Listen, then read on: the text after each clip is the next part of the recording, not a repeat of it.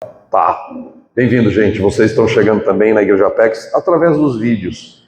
Nós aqui da Igreja Apex, não somente eu, mas nós aqui da Igreja Apex, eu sinto tanto que você não possa estar aqui com a gente, que você não vê a beleza da Igreja Apex. Sabe, a palavra que eu tenho para você é a palavra de André, um dos discípulos de Jesus, para Natanael. Venha ver. Vem e veja.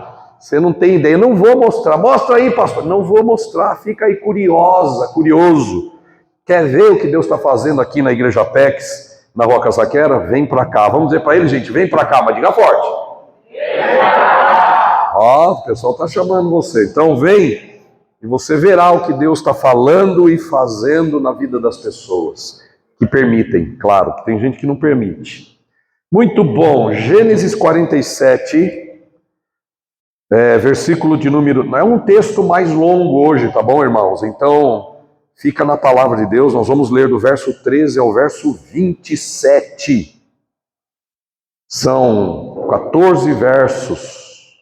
Vamos lá, eu vou ler no texto da Bíblia NVI, Nova Versão Internacional, que é a versão em português, que na minha opinião é a melhor Bíblia em português brasileiro que existe, a NVI. As outras são muito clássicas e traduzidas por João Ferreira de Almeida, que foi um português, não um brasileiro. Por isso que você encontra textos antigos aí da revista corrigida, revista atualizada, melhores textos e tal. Você encontra texto do tipo, vós sois. A gente fala vós sois? Não, a gente não fala vós sois, a gente fala vocês são. Né? Por quê? Por que é vós sois? Espera mais um poucochinho de tempo. O que é um poucochinho de tempo? João Ferreira de Almeida traduz poucochinho de tempo. O que é um poucochinho? É de pôr comida para pet? O poucochinho, né? É um coxinho, é para pôr comida para cavalo, coxo? Não, é a tradução de português de Portugal. Revista atualizada, revista corrigida. Todas as Bíblias antes da NVI brasileira, português brasileiro, São João Ferreira de Almeida. Essa aqui é a primeira versão que não leva em conta o português de Portugal, mas o português do Brasil. Por isso você vai encontrar palavras do tipo vocês são, etc. Né? Vós sois a luz do mundo. Você fala vós sois a luz do mundo no dia a dia? Não, você fala você é uma luz. Por exemplo, quando o Augusto quer agradar a Deb, ele vira para ela e fala assim, você está reluzente, você é a luz da minha vida. Ele não vira para ela e fala assim, vós sois a luz do mundo. Vós sois a luz do meu coração. Ainda que sou bonito, mas não é. O filho do meu coração, o enteado Carlos Stites, filho da minha amada Cecília, ele é todo clássico. E ele fala assim, vós sois, ele gosta do vós sois, né? Ele é todo ortodoxo, está fazendo faculdade de direito, mas ele talvez será um juiz aqueles bem clássico, né? E meu irmão gosta de brincar muito com ele, fala, quando ele for chegar na menina, que ele não namora ainda, não escolheu namorar, ele está escolhendo concentrar energia na faculdade. Eu acho isso louvável. Vamos ver até a hora que o bichinho picar ele, né? Uma vespa, né, ô Julião? Aí vamos ver como é que a coisa vai pegar. Mas, o meu irmão brinca com ele, disse assim para ele assim, o Carlos, quando for chegar em alguém, vai dizer assim, chegar numa menina, vai assim, vós, como é a vossa graça? Estou muito agraciado em estar em vossa presença. 19 anos ele tem. Vós me dá a honra de uma conversa. É assim que ele vai conversar, né, amor? Né? A mãe dele gosta muito dela. Ela também tem essa tendência. Ela não admite, mas tem. Bom, vamos à palavra de Deus. Laurinha! Você veio me visitar aqui, Laura? Coisa linda. Laurinha, quantos anos ela tem, Camila? 3 aninhos, Puxa vida. E é tão articulada, né? Puxou a avó, não? A avó. Gênesis 47, verso 13. Vamos deixar o Espírito Santo falar com você e ajudar você a enfrentar as suas lutas, seus desafios, suas adversidades, suas tempestades, seu problema. Vamos deixar o Senhor falar com a gente e ver o que Ele guia a gente, para onde Ele guia a nossa fé, a nossa esperança. Não havia mantimento em toda a terra ou toda a região, pois a fome era rigorosa. Tanto o Egito como Canaã desfaleciam por causa da fome. José recolheu toda a prata que circulava no Egito e em Canaã, dada como pagamento do trigo que o povo comprava. Levou ao palácio do faraó.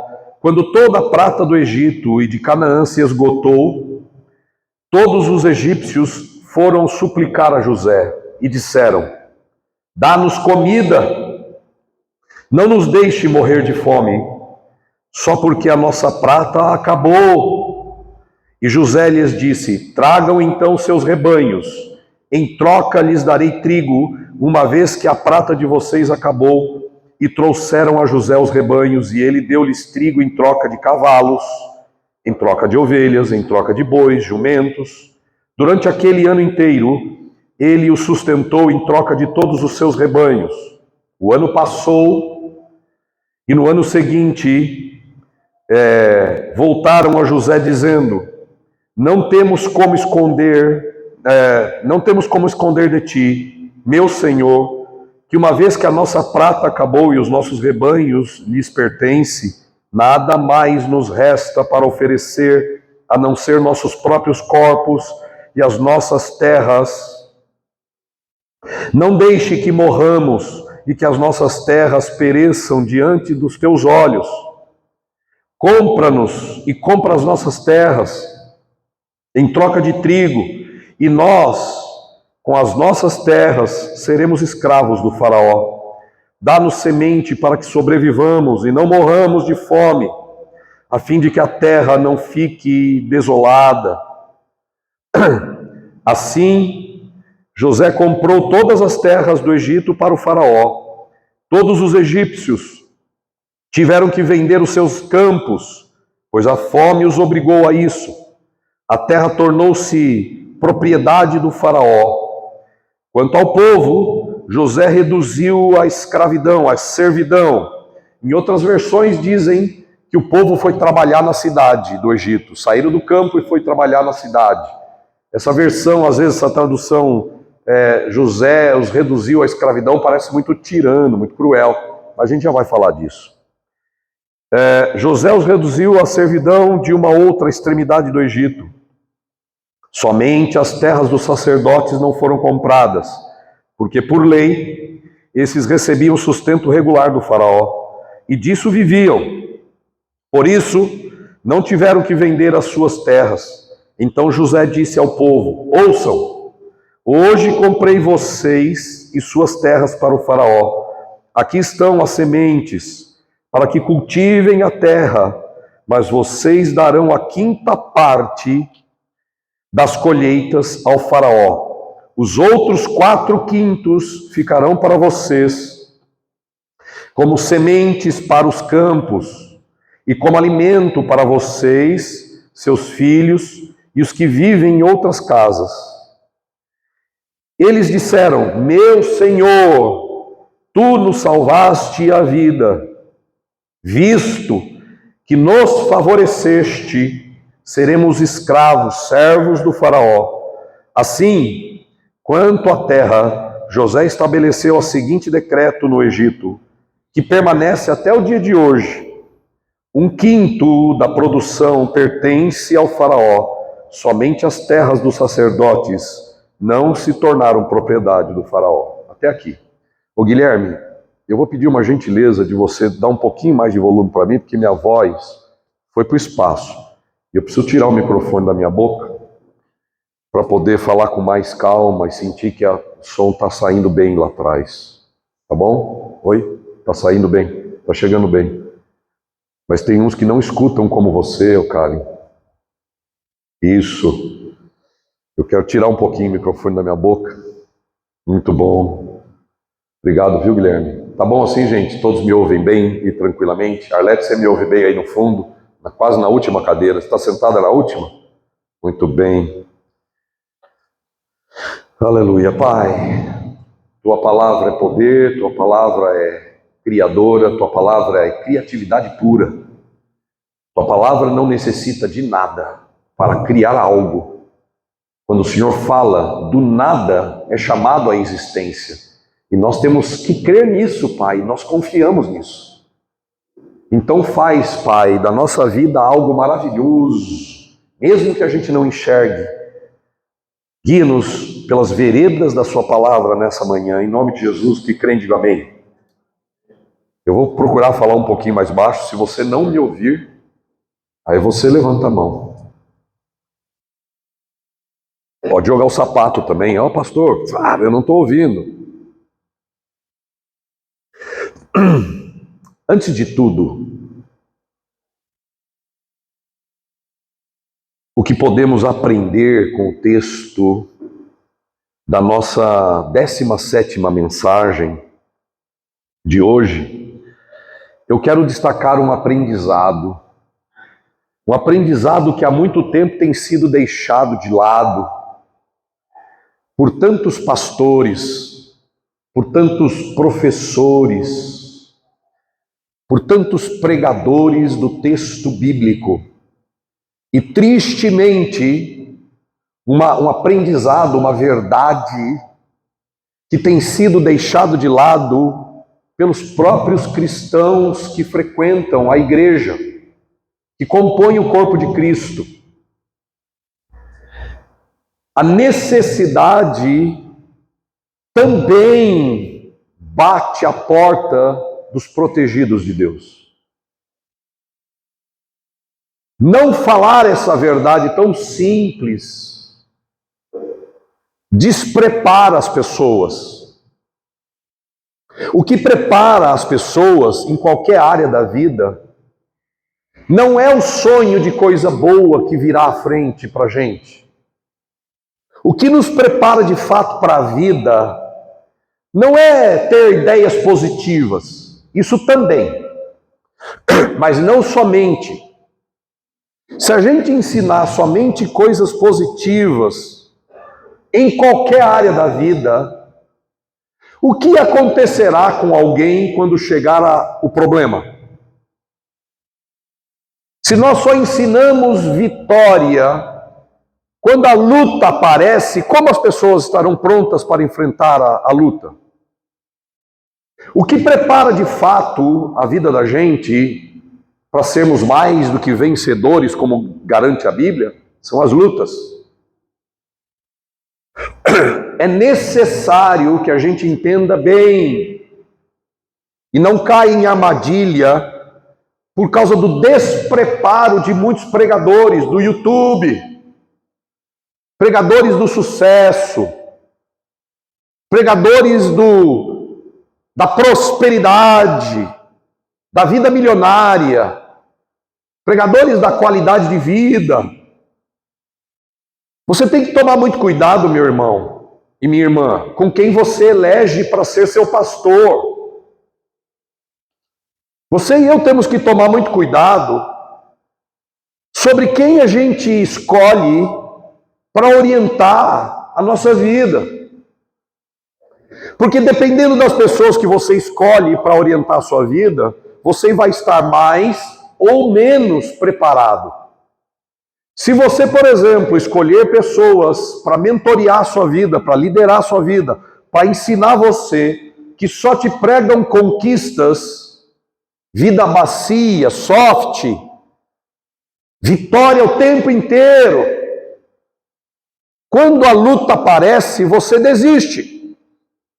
Porque falta musculatura, falta rigidez muscular, falta tônus muscular.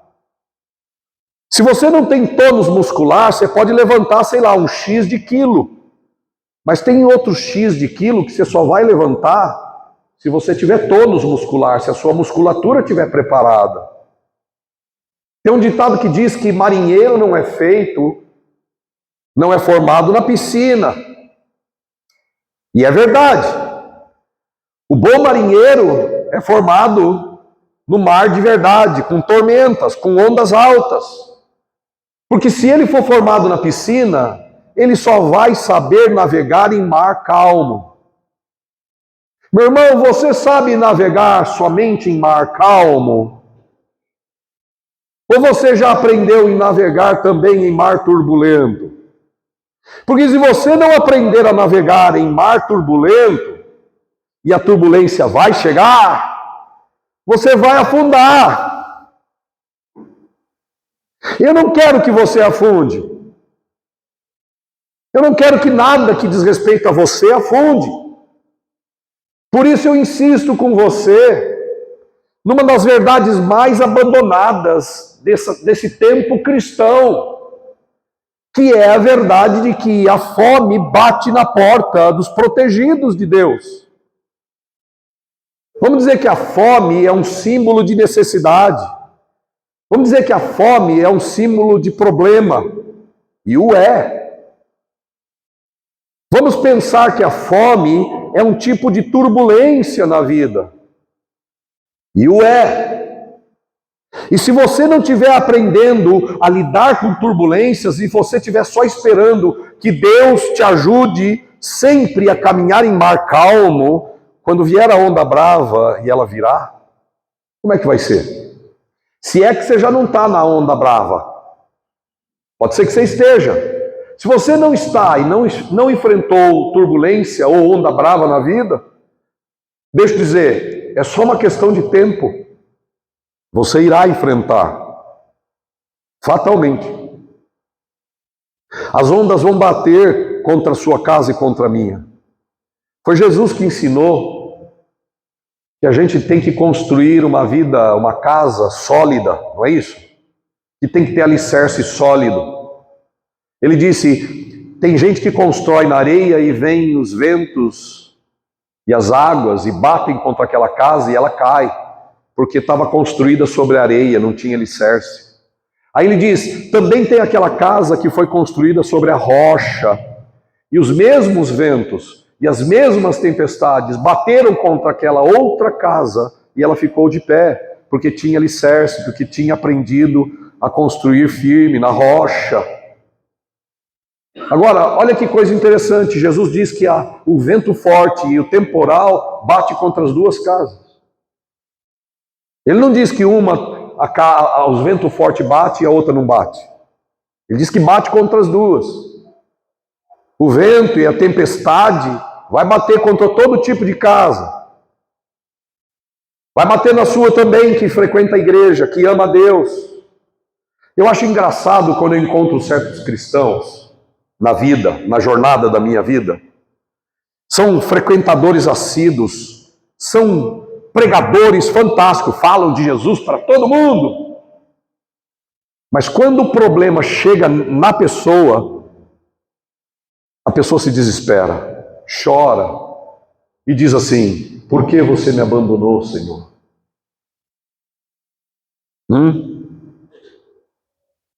Por que você não liga para mim? Eu tô desgraçado mesmo.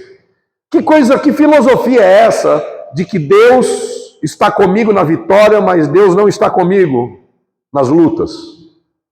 De onde veio essa ideia maligna? De onde veio essa ideia desprovida de verdade, de que a vida cristã é só conquista, vitória, alegria, pulo, salto, parece mais a vida de Facebook, que é só sorriso. Não confunda a vida do Facebook com a vida com Jesus. Foi o próprio Cristo que disse, no mundo, mas tenham bom ânimo. Vamos de novo? No mundo, mas tenham bom ânimo. Ele foi claro quando ele falou sobre essas questões de problemas de vida. E se a gente tem um Deus que é só Deus para livrar a gente do problema, da tormenta, que fé é essa? Se o nosso Deus existe somente para tirar a gente da enrascada e não quer educar a gente a passar por problemas, que Deus é esse? Não parece Deus. Parece mais um bombeiro. Não parece Deus, parece mais um salva-vida, que quando você está se afogando, ele vai lá com a sunguinha vermelha, aquela coisa amarela amarrada nas costas, nada até você, joga aquela boia amarela, tira você e nunca mais se encontra com ele. A não ser que você se afogue de novo. O segredo para não morrer afogado não é não nadar naquele lugar onde tem correnteza. Porque um dia você pode nadar num mar que a correnteza também está lá. O segredo para não morrer afogado é aprender a nadar.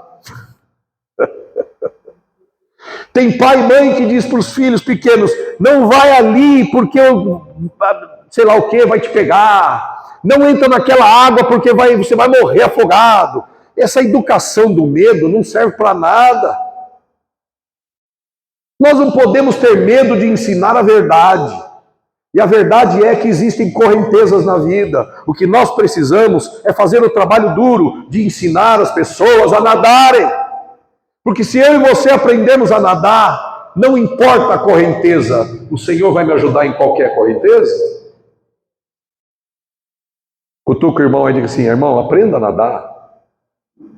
Tira a sunga do armário. Tira o maiô do armário. Para com essa coisinha de não saber nadar. Está na hora de aprender a nadar. É só uma figura de linguagem do que eu estou dizendo. Está fazendo sentido isso para você? Sim ou não? Sabe por que eu sou pastor da Igreja Apex? Porque eu estou construindo junto com a liderança que Deus nos deu uma igreja que deseja ser como cidade construída sobre o monte. Sobre o monte, que é o versículo 13 em diante do capítulo 5 de Mateus. Mas para a gente ser como cidade construída sobre o monte, leva tempo. Nós precisamos aprender a brilhar. Nós precisamos aprender a subir montanha. Antes de chegar no topo, tem o vale. Para construir no topo, você tem que carregar um monte de coisa lá para cima. Dá trabalho. Mas nós não queremos ser uma igreja fraca, que não suporta a pressão. Nós queremos ser um grupo de cristãos que já aprendeu a confiar em Cristo em qualquer situação. É isso que nós queremos ser. Nós queremos ser um bando de crente que quando o vento bate na vida da gente, a maré bate contra a casa da gente, a gente sofre, a gente às vezes chora, a gente se entristece, a gente às vezes sente que, puxa, a vida está difícil, mas a gente continua e vai passar, e do outro lado nós seremos sempre mais do que vencedores. É o que nós queremos ser. É para isso que nós estamos trabalhando na Igreja Apex. Então nós não podemos abandonar a verdade que muitos cristãos, pastores, pregadores, líder coach, está cheio de líder coach, pregador, bons pregadores, são bons, mas que não ajudam as pessoas a terem musculatura. Cuidado com gente que prega, que palestra, e quando você está ouvindo, escute bem o que eu vou dizer agora. Cuidado com pregadores, pastores, líderes, palestrantes, que quando falam com você através do vídeo, parece que eles estão dizendo o seguinte: você precisa de mim. No final das contas, você começa a sentir, se eu não tiver o que ele tem, eu não vou conseguir. Eu preciso ter o que ele tem, esse palestrante, esse líder, esse pregador. Cuidado com esta mensagem subliminar, que faz de você um miserável e do palestrante pregador um super-homem, e é dele que você precisa. Você precisa comprar este curso, depois o próximo, e o próximo, e o próximo, e o próximo, porque você não pode viver sem esse palestrante, você não pode viver sem esse pregador, você não pode viver sem este professor, você não pode viver sem essa pessoa, você não pode deixar de comprar mais aquele curso. Ele parece que ele está pregando, mas é sobre ele mesmo. Você precisa de mim.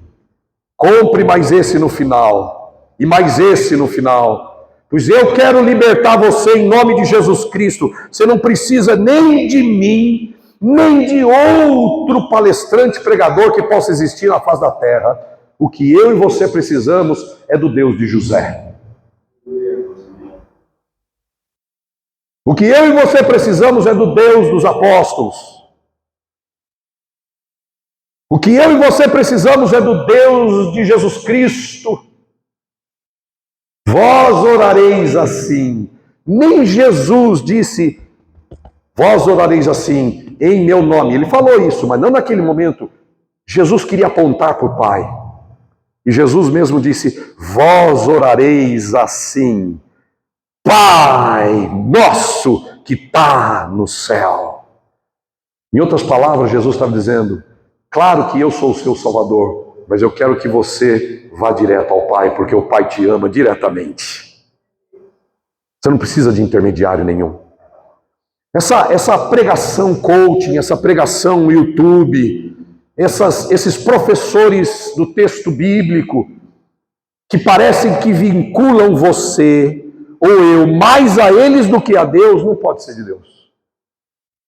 Não pode ser de Deus. Cuidado. Quero que você seja um cristão forte. Quero que você seja uma cristã cheia de musculatura. E você não vai ganhar musculatura a não ser que você nade no mar revolto com Jesus Cristo. Quando João Batista pregava, na época de Jesus, João Batista chegou pregando antes de Jesus. Antes, e ele tinha uma multidão que seguia ele. João Batista. Ele era o texto de Isaías em pessoa. Voz do que clama no deserto. Preparai o caminho do Senhor. Ele tinha uma multidão. Ele era tão admirado que os próprios líderes judaicos mandaram pessoas perguntar, escuta, você é o Messias? Parece que os líderes judaicos estavam prontos para aceitar que João era o Messias. Várias vezes alguém mandou pessoas a João para perguntar, você é o Messias? Ele disse, não. Então quem você é? E aí eles olhavam para João e imaginavam que ele era alguma coisa de Deus poderosa. Você é Elias? Você é um profeta? O sujeito era esquisitão, mas ele tinha autoridade. Mas eu não estou querendo olhar para aquilo que as pessoas perguntavam de João. Quero olhar para a atitude de João. Olha para a atitude de João. João nunca disse, eu sou. João disse, não sou. Engraçado que a gente ouve pregadores, às vezes, que apontam para si mesmo. Eu sou bom. Vem comigo. Me segue. Se me seguir, você está lascado. Eu não estou fazendo aqui um bando de seguidor de Douglas. Meu propósito aqui, junto com toda a liderança dessa igreja, é fazer de você e da minha vida mesmo, seguidores de Jesus Cristo, discípulos de Jesus. Isso não é retórica. Isso é verdade. Quando João Batista viu Jesus e ele estava batizando todo mundo, batizando todo mundo, Jesus veio. Ele apontou para Jesus.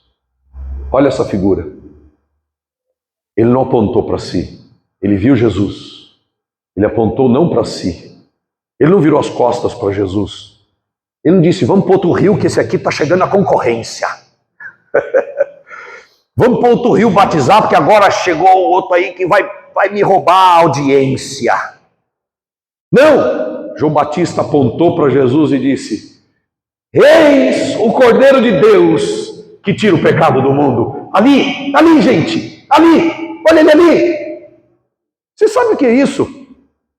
É a mesma coisa que dizer assim, meus seguidores, 1,5 milhão de seguidores, sigam ele. E sabe o que as pessoas fizeram? Foram deixando João e passaram a seguir a Jesus. Por quê? Porque pregador da verdade tem que apontar para Jesus, não para si mesmo. Pregador da verdade fala a verdade. E não a mentira de que não existe tribulação, tormenta, fome, necessidade. Essa é a verdade que está sendo esquecida por muitas pessoas. E a verdade é essa. A necessidade também bate a porta dos protegidos de Deus. Minha irmã querida, você que está aqui olhando para mim, você que está no vídeo, você é uma protegida de Deus, você é um protegido de Deus. Mas deixa eu dizer, a necessidade vai bater a sua porta também. Vai bater a sua porta também. A tormenta, a angústia, o medo, a incerteza, a escassez, a dor, a doença, a morte, vai bater na sua porta também. Mas não tenha medo. A diferença entre nós e eles é que nós bem sabemos quem está conosco.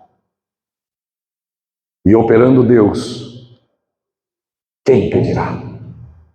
Deus é a nossa rocha, a nossa força. Amém, queridos? O texto de Gênesis 47, que você está aberto, se você reparou, começa dizendo exatamente isso. Olha só. Não havia mantimento em toda a região. Não havia mantimento em toda a região. Pois a fome era rigorosa, tanto no Egito como em Canaã. A gente às vezes anda numa vida cristã que a gente pensa assim, agora, depois de Cristo, eu sou protegidinho. Eu sou o povo de Deus. Deus vai me proteger das dificuldades, Deus não vai permitir que as coisas me atinjam. Se a gente pensa assim, a gente entendeu errado a Bíblia. A Bíblia garante que nós não vamos cair, mas ela não garante que a gente não vai ser apedrejado. Pelo contrário, ela garante que a gente vai ser apedrejado, mas que a gente não vai ser atingido e derrotado. Muitas são as aflições dos justos, diz a palavra, mas o Senhor de todas elas, Ele nos livra. Mas são aflições que vêm. E aqui, olha só, a fome era rigorosa em toda a região. E o Espírito Santo, que registrou esse texto, o Espírito Santo não faz nada por acaso. Ele registrou esse texto com uma intenção. Tudo que você está lendo comigo na história de José aponta para uma vida bem-sucedida do ponto de vista de Deus e ensina a gente como manter a vida bem-sucedida. Se você não está preparado para enfrentar diversidade, dificuldade, problemas, etc., e fome, etc., quando ela vier, você vai desistir. Não desista, meu irmão. Não desista. Não seja do tipo que desiste. E aqui o Espírito Santo diz claramente que a fome era rigorosa, tanto no Egito quanto na terra de Canaã. Ué, mas peraí. Egito era símbolo de um lugar de treva para o povo de Deus. Canaã era o símbolo da terra do povo de Deus. Povo de Deus, Canaã. Povo do mundo, Egito. Protegidos de Deus, Canaã.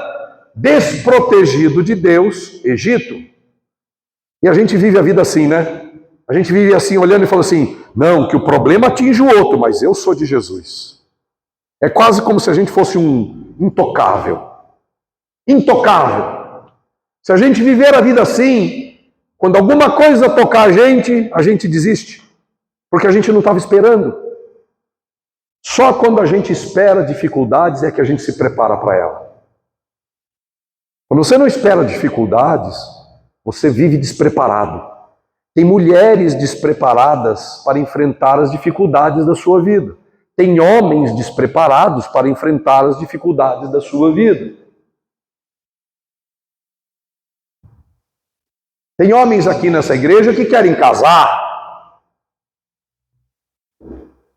Engraçado que tem homens que querem divorciar. Não parece estranho? Uns querendo entrar e outros querendo sair. Uns querendo chegar e outros não vem a hora de pular fora.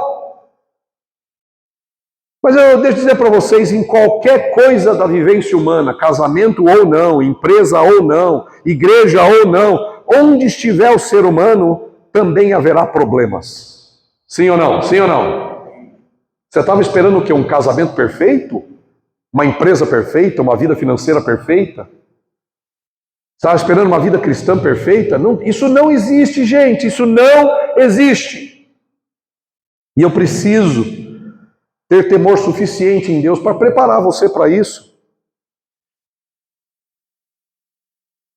Deus é nosso Deus. Eu coloquei de propósito aqui. Diga o título de hoje. Qual é?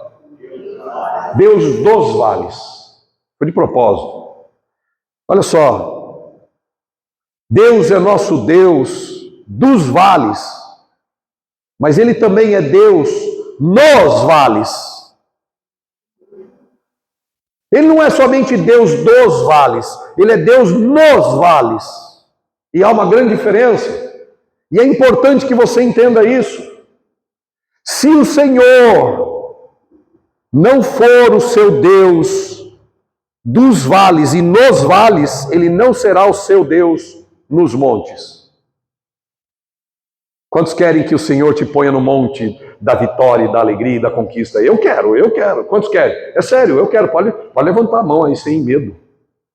Ah, pastor, você fica fazendo essas pegadinhas com a gente que eu nem sei se eu vou ou se eu fico. Eu levanto ou não levanto? Já nem sei mais. Diga, Deus é meu Deus dos vales e nos vales. Será que isso é verdade para você? Vales, na Bíblia, são sinônimos de problemas, de provações, de fome, de necessidade, de dureza, de ataques, de rejeições, de injustiças, de dores, de doenças, de morte. Tudo que é de difícil é simbolizado na Bíblia por vales. Tempestade também. Tudo essa figura de linguagem. Mas vale é uma figura de linguagem que remete a essa ideia de dificuldades. Se o Senhor não for o seu Deus dos vales e nos vales, Ele não será seu Deus dos montes. Seja fiel nos vales e eu te colocarei nos montes. Estou parafraseando Jesus. Seja fiel no pouco e sobre o muito eu vou te colocar. Seja fiel nos vales. Quem não aprende a ser fiel a Deus nos vales, não vai aprender a ser fiel a Deus nos montes. Não vai nem conseguir chegar lá com Deus. Desiste no caminho. Qual a diferença entre o Deus dos vales e nos vales?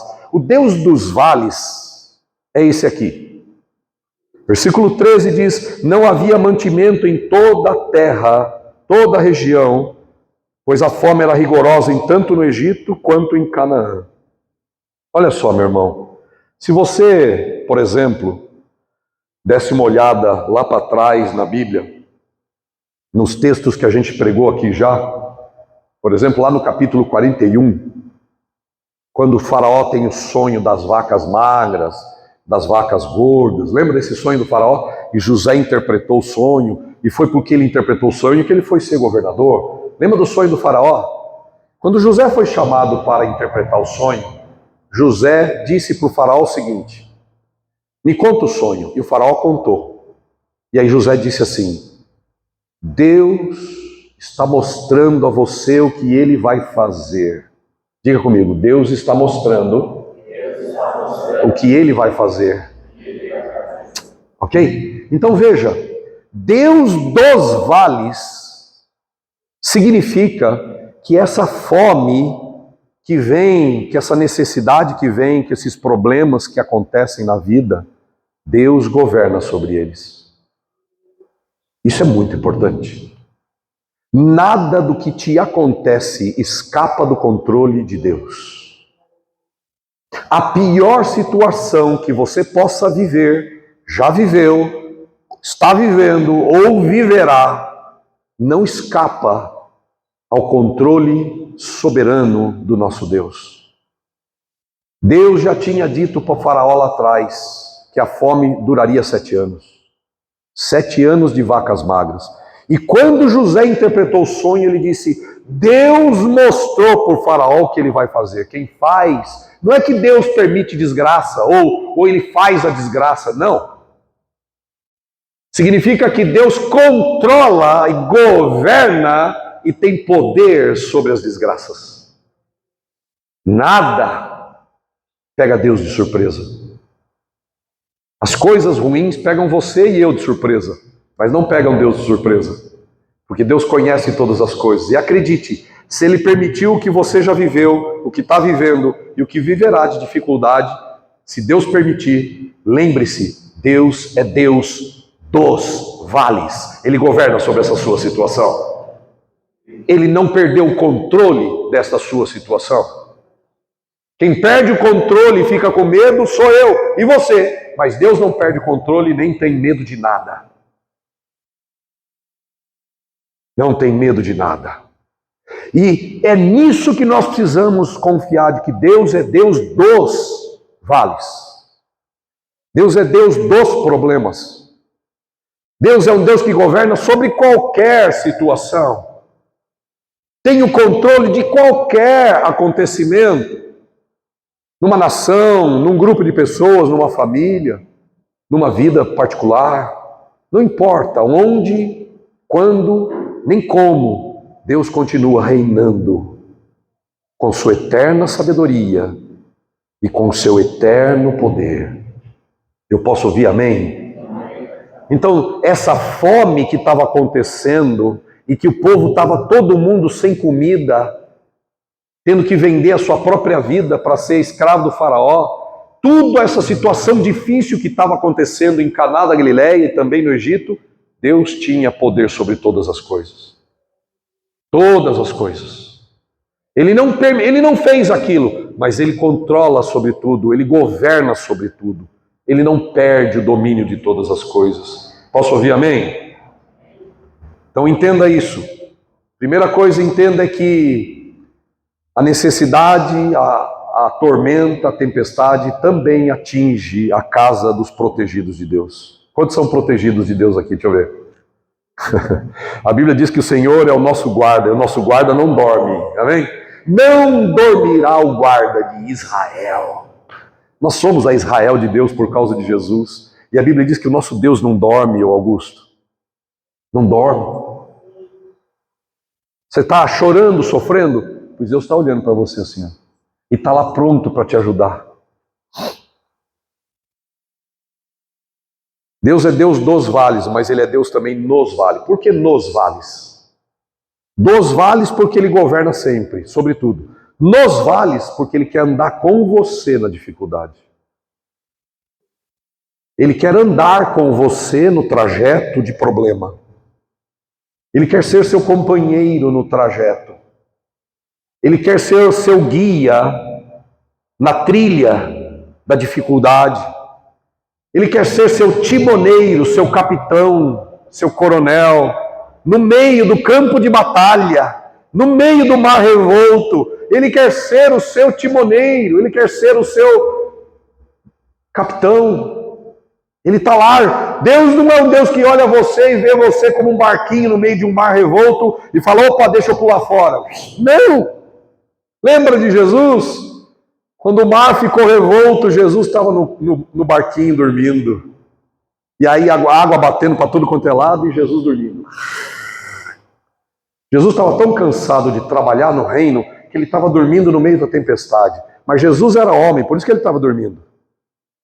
Mas o Deus de Israel, o Pai de Jesus, não dorme nunca. Por que será que Deus permitiu aquela tempestadezinha em falar nisso?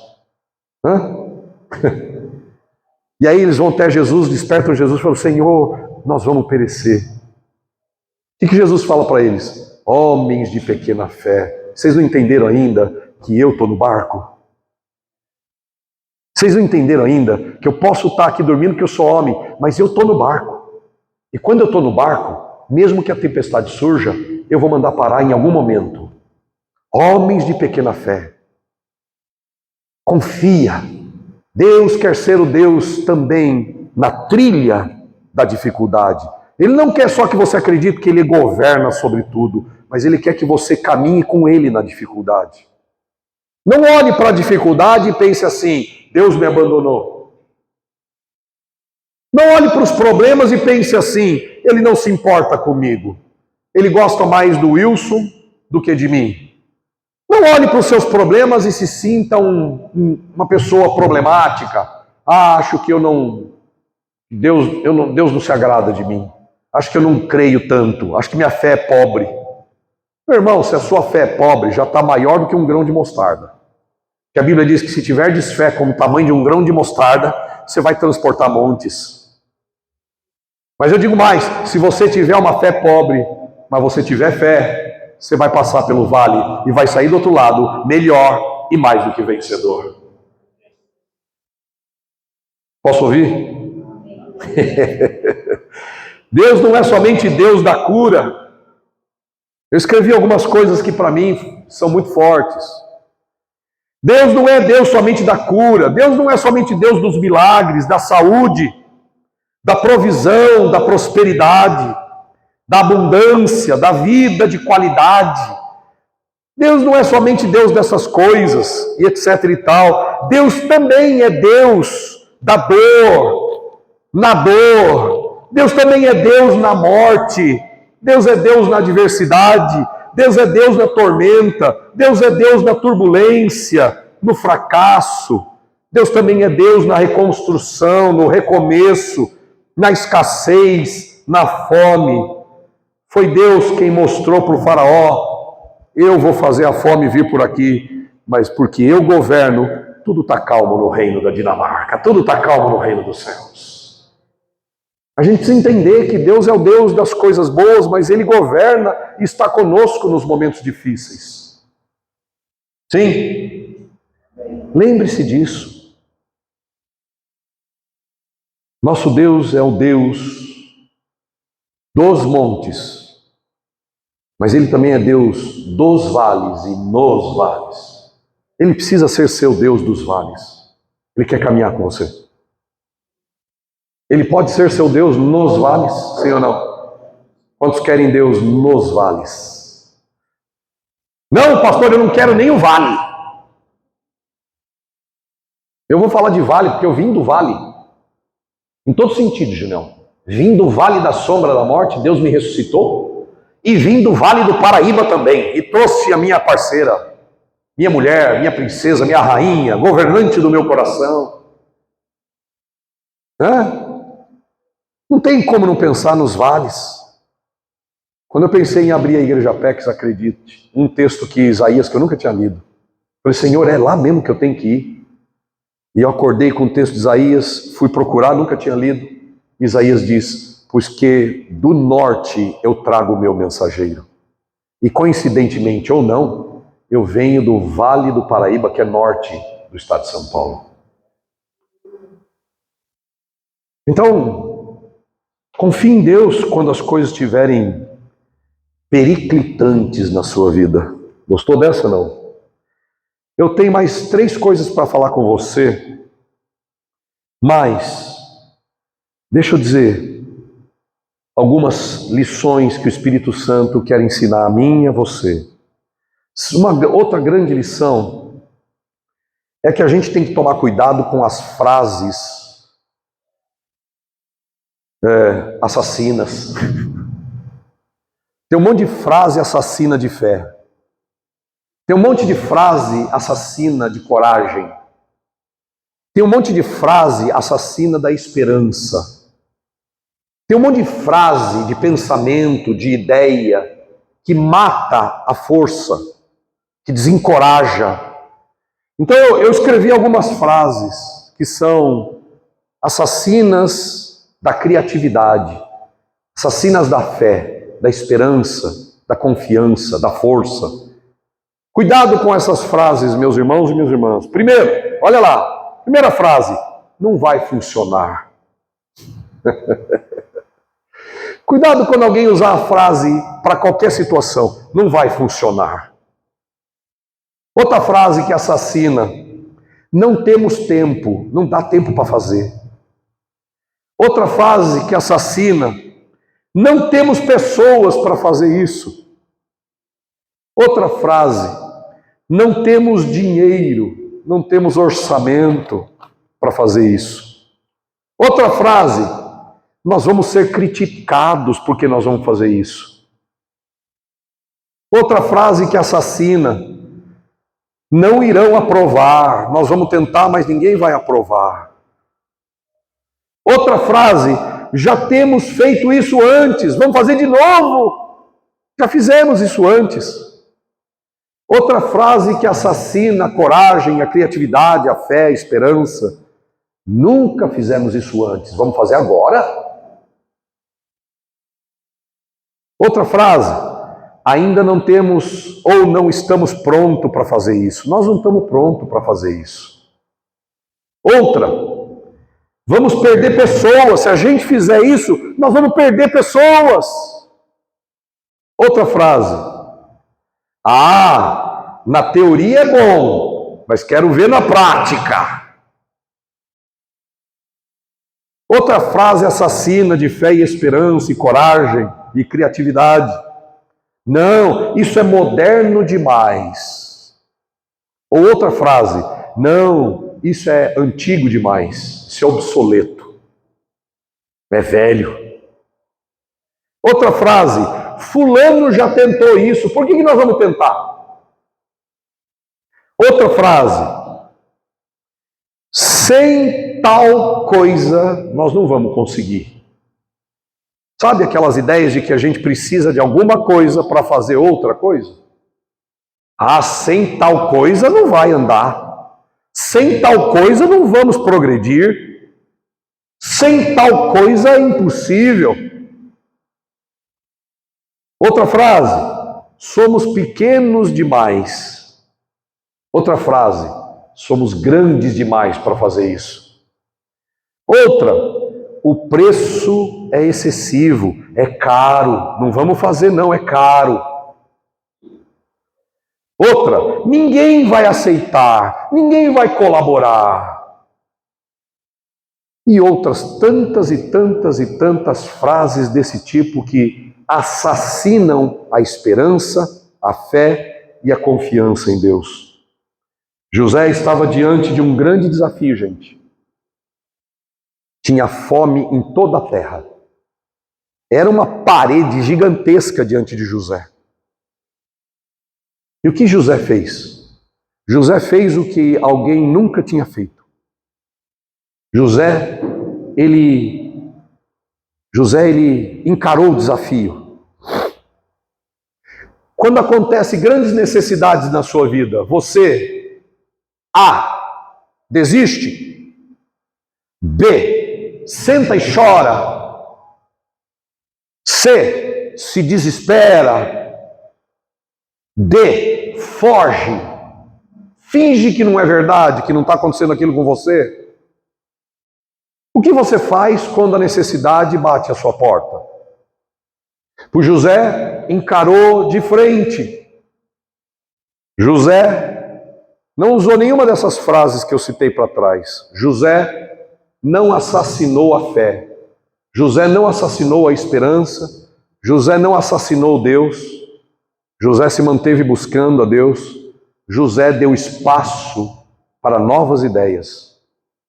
A fome era terrível naquela região, em toda a terra do Egito e em toda a terra de Canaã. E o que José fez? Fugiu?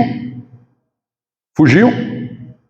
Não. Ele encarou. As pessoas vieram procurar José e José abriu espaço, escute, José abriu espaço para novas ideias. Não deixe sair da sua boca, quando os desafios surgirem, a primeira frase do tipo, não vai dar, é caro, não tenho dinheiro, não temos pessoas, etc. e tal, todas as frases que eu acabei de usar. Porque quando você usa uma dessas frases ou outras parecidas, você fecha a sua mente para que Deus possa despejar ideias novas em você. Nós somos servos do Deus Altíssimo. Sabe o que significa isso, sim ou não? Sabe o que significa ser servo do Deus Altíssimo? Significa que nós cremos em ressurreição.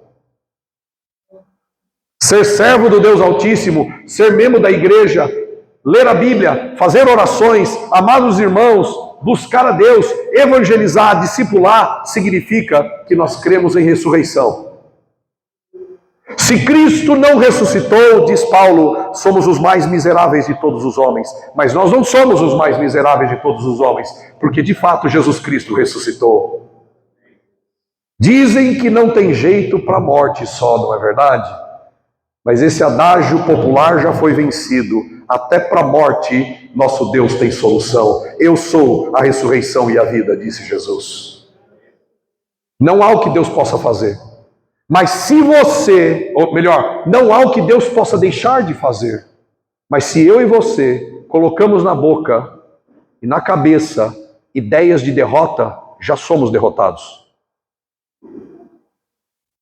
Se nós colocamos na nossa cabeça que não há o que se possa fazer, É mais fácil, né? À medida que a gente vai avançando na idade, a gente vai ficando um pouco mais propenso a andar na experiência ao invés da fé. Quanto mais a gente vai avançando na idade cronológica, 30, 40, 50, 60, 70, a tendência da gente, por causa da dureza da vida e por causa da experiência, é a gente começar a ouvir mais a nossa experiência do que ouvir a Deus. E às vezes a gente diz coisas sem pensar, do tipo, não tenho dinheiro, não vai dar certo, não posso, somos pequenos demais, somos grandes demais. Não temos gente para fazer isso, é tudo muito novo, etc e tal. Meu irmão, não se feche. Esteja pronto para fazer coisas que você nunca fez, não importa a sua idade. Não importa o estágio da sua vida, esteja pronto para fazer coisas que você nunca fez, para a glória de Deus. Amém, queridos? Quando a necessidade bate à porta das pessoas, são os sábios que elas vão procurar. Quando a necessidade bate à porta das pessoas, são os inteligentes que elas irão procurar. São as pessoas cheias de autoridade e de fé e de sabedoria que as pessoas vão procurar. Quando a fome bateu na terra do Egito, quando a fome bateu na terra de Canaã, foi José que elas procuraram. Quando você segue o Deus de todo poder, quando você segue e anda com El Shaddai, a sabedoria de Deus está em você. E quando a necessidade surge, é a você que as pessoas vão procurar. Seja ousado, seja ousada. Mantenha-se seguindo de perto o Deus de José, o El Shaddai. Seja criativo. Seja uma pessoa de fé e de autoridade. José tinha autorização. Quem era o rei maior do Egito? Faraó. Eu já disse isso. Faraó tinha poder, mas José tinha autorização do Deus Todo-Poderoso. Com quem estava a autorização de Deus? Com o Faraó? A autorização de Deus estava com José. Quem diria, hein? O escravo, remelento, barbudo, sujo e fedido. Era com esse sujeito que a autorização de Deus estava. Autorização e fé. Faraó tinha poder, mas José tinha autorização e fé em Deus. Você tem essas duas coisas? Porque são só dessas duas coisas que você precisa, e eu também. Autorização de Deus e fé em Deus. Nós temos uma grande visão, fazer discípulos de todas as pessoas. Mas sabe como é que começa esse capítulo de Mateus, capítulo final de Mateus, capítulo 28? Sabe como é que aí começa a ideia? Como é que começa a ideia de evangelizar todo mundo, que a gente tem aqui na Igreja PEX? Como é que começa a ideia de discipular todo mundo, que nós temos aqui na Igreja PEX? De onde vem essa ambição? Vem da autorização de Jesus. O versículo 13 do capítulo 28 de Mateus começa dizendo assim: Jesus disse, toda autoridade me foi dada no céu e na terra, portanto, ide e fazei discípulos de todas as nações. Jesus sabia que toda a autorização estava com ele e ele passou para a gente. Nós podemos enfrentar o que for em nome de Jesus. Amém, queridos? Você tem isso. Você tem isso. Autorização divina. Você tem a autoridade de Cristo. A gente pode ter Bíblia e não ter autoridade. A gente pode ter ministério e não ter autoridade.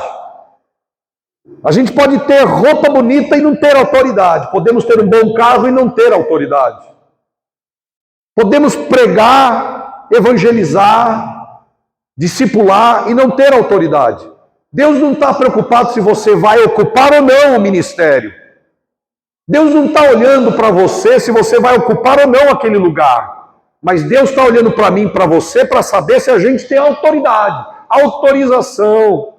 Em meu nome expulsarão os demônios, disse Jesus. Isso chama-se autorização. Para liderar precisa autorização de Deus. Você e eu podemos ter autorização dos homens, mas não é autorização dos homens que a gente precisa, é autorização de Deus.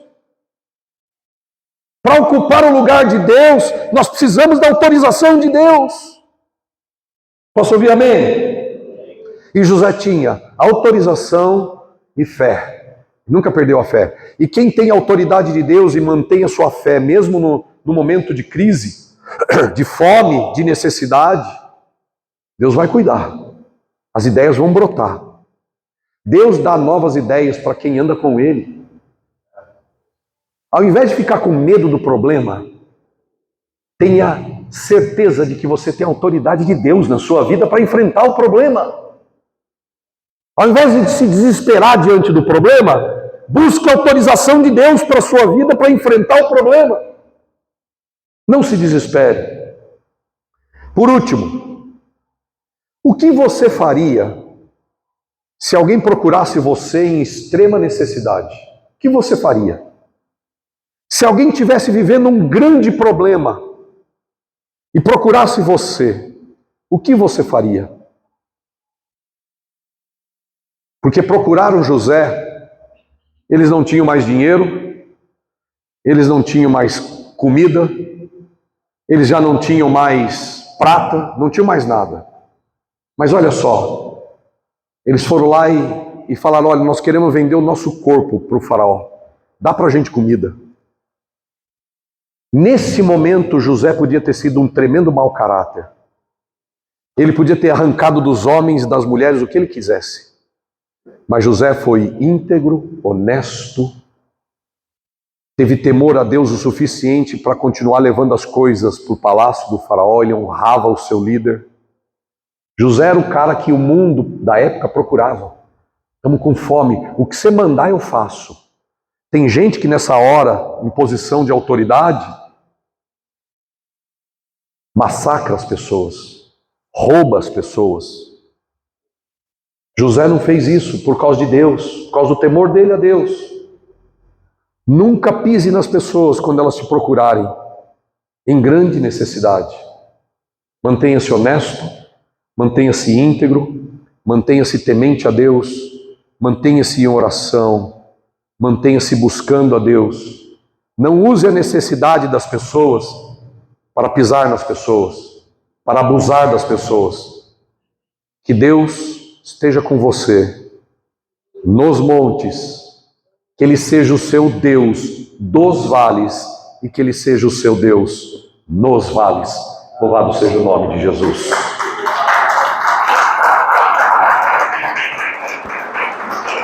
Vamos ficar de pé, queridos.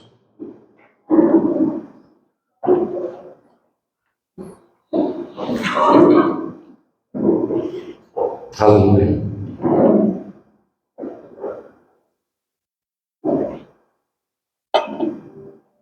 Aleluia, Senhor. Obrigado, você que ficou comigo até agora. E não é um convite, é só uma abertura de porta dizendo para você, aqui é a sua casa. Vem cá.